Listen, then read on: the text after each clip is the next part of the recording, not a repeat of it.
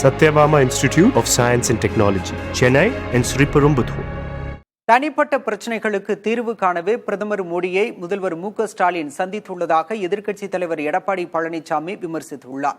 பிரச்சனைகளுக்கு சட்ட போராட்டம் நடத்தி வெல்குறமை தவிர எதிர்க்கட்சியைப் போல அடிமை சாசனம் எழுதி கொடுத்ததில்லை என முதல்வர் மு.க. ஸ்டாலின் பதிலளித்துள்ளார்.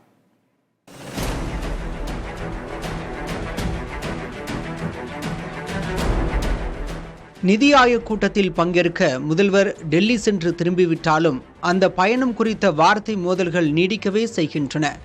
கடந்த 3 ஆண்டுகளாக நிதி ஆயோக் கூட்டத்தில் பங்கேற்காதவர் இப்போது பங்கேற்றதன் அவசியம் என்ன என்றும் தனிப்பட்ட பிரச்சனைகளை தீர்க்கவே இந்த பயணம் என்றும் கூறியுள்ளார் எதிர்க்கட்சித் தலைவர் எடப்பாடி பழனிசாமி.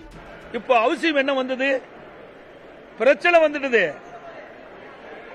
அந்த பிரச்சனைக்கு தீர்வு காண வேணும். அதன் அடிப்படையில் தான் இன்றைக்கு பிரதமரை தனிப்பட்ட முறையிலே பார்த்து என்ன பேசுறான்னு தெரியாது. அவர் சொன்னதுதான் வெளியில் வந்திருக்குது. பிரதமர் சொன்னதான் உண்மை வெளியே வரும். ஆனா இதையே ஏன் முன்கூட்டி செய்யவில்லை? இதுதான் மக்களுடைய கருத்து, எதிர்க்கட்சியுடைய கருத்து. கடந்த 3 ஆண்டு காலமாக நிதி ஆயோக் கூட்டம் நடைபெற்றுக் கொண்டிருக்கிறது. அந்த கூட்டத்தில் ஏன் கலந்து கொள்ளவில்லை? ஏன் தமிழ்நாட்டுடைய நிதியை பெறுவதற்கு பாரத பிரதமரை சந்திக்கவில்லை? இப்பொழுது அவசியம் என்ன வந்தது? பிரச்சனை வந்துவிட்டது.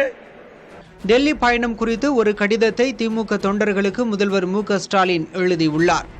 அதில் அதிமுக ஆட்சியில் நடந்த டாஸ்மாக் முறைகேடுகள் குறித்த எஃப்ஐஆர்கள் தொடர்பான அமலாக்கத்துறையின் சோதனைக்கு திமுக ஏன் சமரசம் செய்ய வேண்டும் என அவர் கேள்வி எழுப்பியுள்ளார்.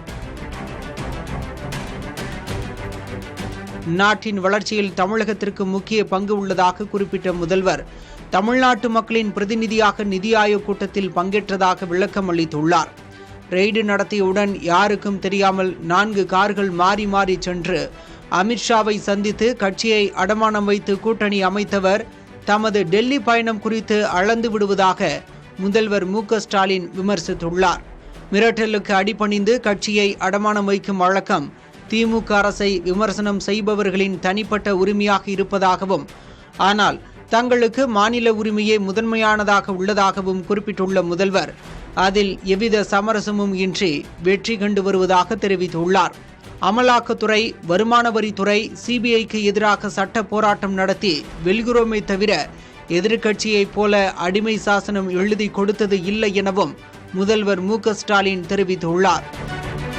Satyabama Institute of Science and Technology, Chennai and Sriperumbudur.